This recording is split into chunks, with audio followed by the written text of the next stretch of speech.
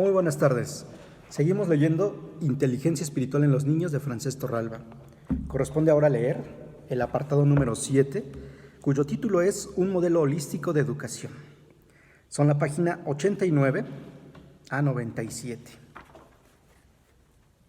Dice Francesc Torralba: de un modo explícito y sin ambigüedades de ningún tipo, opto intelectualmente por una propuesta educativa de carácter holístico, es decir, integral, siguiendo el modelo de un nutrido grupo de expertos estadounidenses, canadienses y australianos. Parto de la idea de que educar consiste en desarrollar todo el potencial latente en la personalidad del niño, y entiendo que esta tarea incluye necesariamente el desarrollo de las 4 dimensiones fundamentales de la persona: la corporal, la psíquica, la social y la espiritual. Algunos teóricos que también defienden la educación integral u holística no incluyen en su esquema lo espiritual, por considerar que tal dimensión es inexistente o bien forma parte de la vida psíquica, es decir, de lo mental y emocional.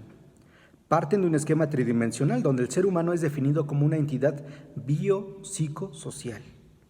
Desde esta perspectiva no tiene sentido estimular la espiritualidad latente en el niño, y menos aún encauzar programas para estimular su inteligencia espiritual.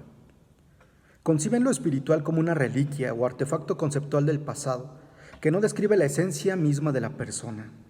Entienden que lo humano, como todo cuanto existe en la realidad, se puede deshacer en hechos empíricos, cuantificables y mensurables.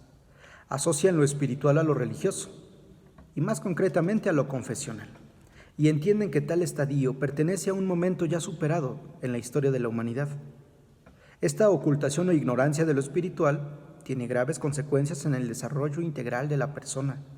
Al poner un velo, se descuida una dimensión fundamental que, debidamente cultivada, puede permitir a ese niño expresar su creatividad personal, comprender la finalidad última de su ser y, por extensión, comprender de un modo más penetrante todo cuanto hay en el universo. Los sistemas educativos más innovadores del planeta y más sensibles al desarrollo integral de la persona reconocen esta dimensión espiritual y velan por su desarrollo y cultivo. La reforma de la educación que urge en el mundo actual para poder resolver los graves problemas que afectan a la humanidad incluye el cultivo de lo espiritual, la exigencia de filosofar y la superación del adiestramiento tecnológico. Un analista lúcido e incómodo como el sociólogo francés Edgar Morin escribe: el estudio de la literatura, la historia, las matemáticas y las ciencias contribuye a la inserción en la vida social, y las enseñanzas especializadas son necesarias para la vida profesional. Pero con la marginación de la filosofía y la literatura, en la educación es cada vez más precisa la posibilidad de enfrentarse a los problemas fundamentales y globales del individuo, del ciudadano, del ser humano. Para poder plantear estos problemas es necesario reunir una serie de conocimientos separados en disciplinas. Se exige así una forma más compleja de conocer, de pensar. En mi opinión, lo holístico debe integrar lo espiritual, pero sería un error considerar esta dimensión como una parte o un fragmento del todo, como si fuera un órgano o una extremidad del cuerpo. Lo espiritual no se puede deslindar de lo psíquico, pero tampoco de lo social y lo corporal. Configura la personalidad social, emocional y racional de la persona, y no se puede comprender esta a fondo si no se recaba en ese estrato espiritual que constituye su esencia más íntima. Lo espiritual evoca, pues, la identidad más íntima del ser humano, pero en cuanto tal, afecta y a la vez se ve afectada por todas las otras dimensiones o facetas de su existencia.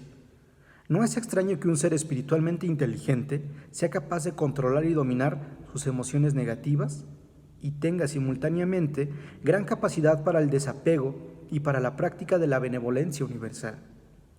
Estas aptitudes emocionales y sociales no son ajenas a sus prácticas espirituales, a la meditación, a la oración, al silencio, a la contemplación que con frecuencia practica.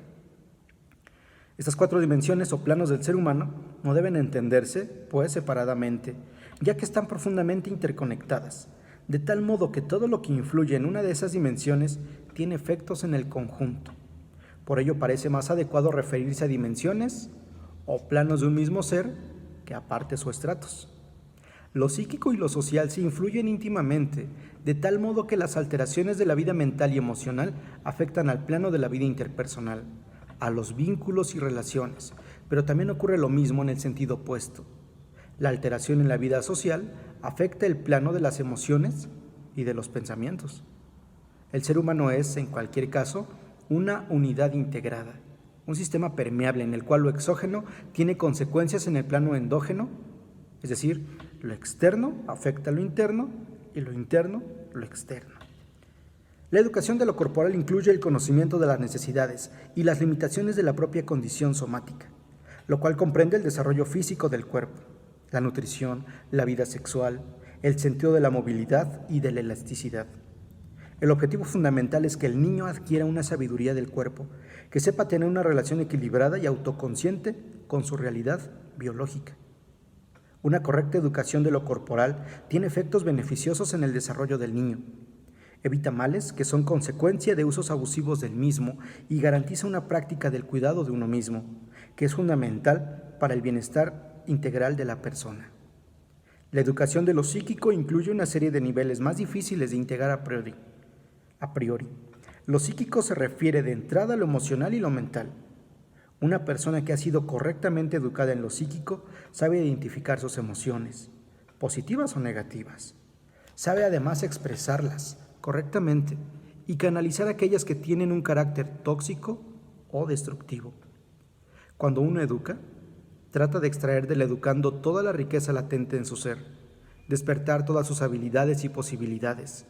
Una educación de tipo holístico no descarta ninguna dimensión o faceta de la persona, por difícil y complejo que sea estimularla. También se puede formular el fin de la educación holística, siguiendo la terminología de Howard Gardner de las inteligencias múltiples, incluyendo en el mapa la inteligencia emocional y la espiritual o trascendente. Educar desde esta perspectiva consiste en estimular las inteligencias múltiples que se dan en toda persona, favoreciendo en la medida que se pueda un desarrollo armónico y simétrico de las mismas, sin sucumbir a excentricidades ni excesos. La idea de una educación integral u holística no constituye una novedad. Ha sido formulada a lo largo del siglo pasado por egregios pensadores y científicos. El padre de la teoría de la relatividad, Albert Einstein, por ejemplo, escribe respecto a la educación: la escuela debe siempre plantearse como objetivo que el joven salga de ella con una personalidad armónica y no como un especialista. Lo primero debería ser siempre desarrollar la capacidad general para el pensamiento y el juicio independiente, y no la adquisición de conocimientos especializados. Esto lo escribe Einstein en el libro Mis ideas y opiniones, página 110.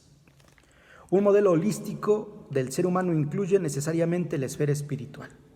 Así lo expresa Farran, 1989, Helminiak, 1996 y Benner, 1992. Según el esquema antropológico de Helminiak, la persona se comprende a partir de 3 círculos concéntricos. Lo espiritual está en el centro, que constituye el primer círculo. El segundo círculo es lo psicológico y el tercero es lo físico, el más visible. Lo espiritual incluye el ser total de la persona. La conocida pedagoga María Montessori utilizaba la imagen del embrión espiritual. En todo ser humano existe este embrión, pero solo si se haya hospedado en un entorno adecuado, en un útero que lo nutre y lo protege, podrá desarrollar todo su potencial y crecer indefinidamente. Desde este punto de vista, la espiritualidad constituye una dimensión innata de la persona que influye en todas las áreas de su vida. El filósofo existencialista Nikolai Berdyaev, 1935, ya consideraba hace muchas décadas que no se pueden establecer grados en la espiritualidad de una persona y menos aún cuantificar, medir materialmente. En último término, la ubica dentro de la esfera de lo misterioso, de lo oculto, de lo desconocido. Es preciso no perder de referencia este pensamiento para evitar de caer en formas dogmáticas de tratar lo espiritual. En el contexto actual, la educación debe hacer viables 4 aprendizajes fundamentales. 1. El aprendizaje para un mundo habitable, ante la amenaza de un desastre ecológico. 2. El aprendizaje de un comportamiento maduro para asumir las libertades y las responsabilidades personales según los derechos humanos, ante la amenaza de la anulación personal provocada por los sistemas tecnocráticos, ideologías simplificadoras, pobreza extrema y esclavitud, o criminalización por motivos económicos o políticos. 3. El aprendizaje de un estilo de vida con sentido, ante la amenaza de la nivelación de los medios de comunicación, de la ideología del bienestar y la contaminación ambiental. 4. El aprendizaje para una convivencia solidaria en familias, comunidades, horizontes regionales e internacionales, ante el peligro de la disolución de las estructuras familiares y la falta de una conciencia de valores éticos elementales y ante el resurgir de los fanatismos. Tenemos que velar de manera insistente para que los niños experimenten amor, seguridad y protección, para que tengan posibilidades de vivir, de aprender y de desarrollarse con un acompañamiento personal, libres de abusos en estructuras de pobreza y libres de abandono en estructuras de consumismo. Es esencial trabajar para que los niños, cada uno en su contexto, satisfagan las necesidades básicas de amor, de seguridad, de protección.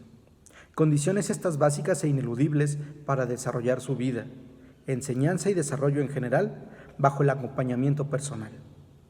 En los países en que se obliga a los niños a trabajar para vivir y sobrevivir, tendría que colocarse en primer lugar la humanización elemental de sus condiciones de vida y una mínima educación escolar, o por lo menos una alfabetización para que no se les corte toda posibilidad de llegar a una madurez personal y puedan actuar con responsabilidad propia. En definitiva, es decisivo que los niños crezcan en un ambiente de relaciones firmes, en donde no se vean abandonados. El debate en torno a la educación de las inteligencias no es baladí, pero antes se deben garantizar a nivel global estos mínimos éticos exigibles, pues sin ellos no tiene sentido ni razón de ser la educación de tales modalidades de inteligencia.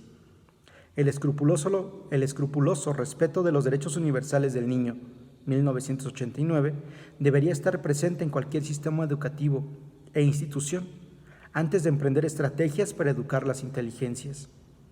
Subrayo este hecho porque con frecuencia en los debates educativos que mantenemos en las sociedades urbanas postmodernas no se tiene en cuenta la situación de la infancia a nivel global y la reflexión sucumbe al eurocentrismo, olvidando la magnitud del drama mundial. Estamos leyendo Inteligencia espiritual en los niños de Francesc Torralba.